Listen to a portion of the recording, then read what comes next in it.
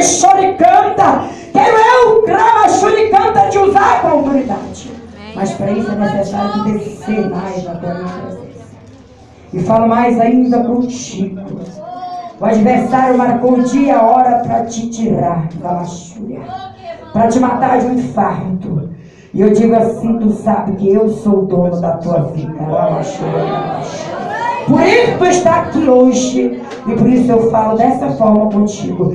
Te levanta, ai, te neném, faz a minha obra. Prega para teus vizinhos, prega para onde tu andar. Fala que eu fiz na tua vida, Ramachúria, e que tu está viva porque eu te sustento. Fique aí.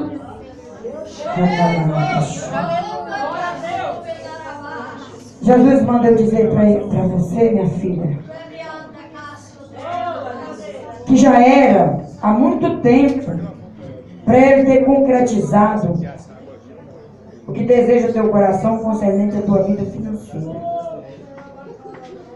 Mas por causa de uma vida, preste bem atenção à revelação de Deus, por causa de uma vida que lançou uma palavra de maldição na tua vida,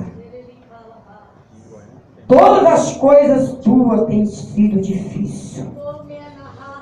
Mas se tu crê hoje, Jesus te trouxe aqui na Maçomenecachai.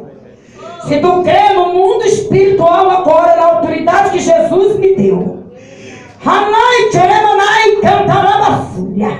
eu anulo toda a palavra de maldição lançada sobre a tua vida, que vem da tua família.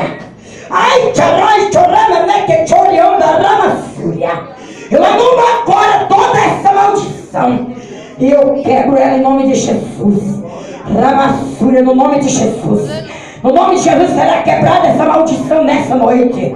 No nome de Jesus esse demônio não vai ter mais êxito na tua vida, na área financeira, na área conjugal. Eu quebro em nome de Jesus. Será quebrada agora pelo poder do sangue do Cordeiro. Lança, Senhor, por terra agora.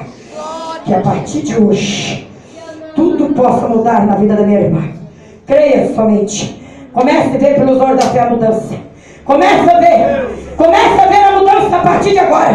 Recebe aí a autoridade do Senhor. Recebe aí unção. Recebe renovo do Espírito Santo que eu já te dei. Te chamei para a minha obra. Vou te arrancar daquele lugar para tu fazer a minha obra como eu tenho que tu fazer.